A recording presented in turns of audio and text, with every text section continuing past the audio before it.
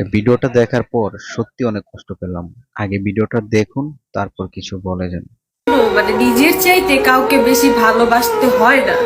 আর কাউকে ছাড়া যে আমরা থাকতে পারবো না এমনটা না।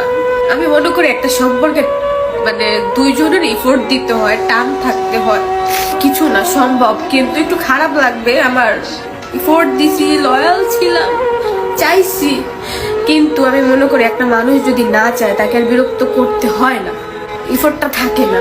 ভাই কেন একটা মানুষ রিলেশনশিপ করে না, বছরখানিক যায় না, চাইছি থাকতে, সে আমাকে রাখে নাই। কিন্তু আমি একদিক দিয়ে বলতে পারবো আমি ঠকি নাই, আমাকে ঠকানো হয়েছে।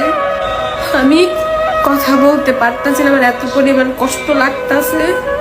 মানে এত কিছু যদি বিন্দু পরিমাণ নিজের জন্য করতাম আজকে অন্তত ভালো থাকতাম। কারোর জন্য আমার লাইফ টাইমা থাকবে না। মানুষ এত মেমোরি কিভাবে ভুলে, এত টাইম স্পেন্ড যে করছে, এগুলো কিভাবে ভাই ভুলা যায়? মানুষ সব সহ্য করতে পারে, কিন্তু ভালোবাসার মানুষের ইগনোর, অবহেলা, তার ব্যবহার, এগুলা মানে যখন দেখে যে না কোনো কিছুই ঠিক নাই, তখন সেই মানুষটা ঠিক থাকতে পারে না। ট্রাই করার পরে তারে রাখতে যাওয়ার পরেও আমি পারি নাই তারে রাখতে, ধইরা রাখতে। ব্যর্থতা ছিল, নয়তো তার ব্যর্থতা ছিল। আমায় ভালোবাসেনি, সে আমাকে ঠকাইছে, কিন্তু ভালো থাকার জন্য তো ঠকাইছে। আল্লাহ জানি তারে ভালো রাখে। কান্না করছি, পাগল হয়ে গেছি।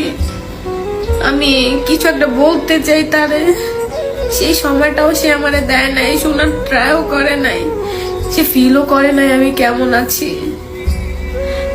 সেই মানুষটাকে আমাকে ভালোবাসে, সে একদিন হইলো, আমি মনে করি এক সেকেন্ডের জন্য হইলেও সে আফসোস করবে আমার জন্য। আকাশের দিকে তাকাইয়া বড় বড় নিঃশ্বাস ছাড়ছি যে কার জন্য আজকে আমি এই জায়গায় আসছি, কার সাথে থাকতে চাইছি, কার জন্য ফ্যামিলির সাথে লড়তাছি, কার জন্য এত কিছু করতেছি।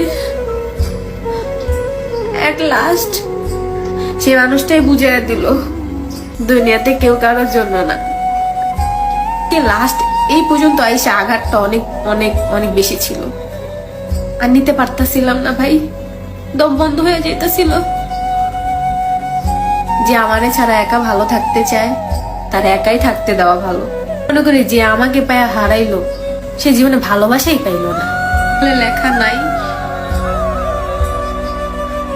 সেটা কেনই বা আল্লাহ কপালে দেয়।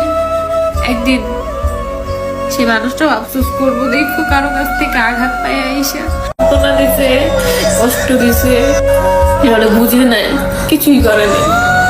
তবে এটা বললাম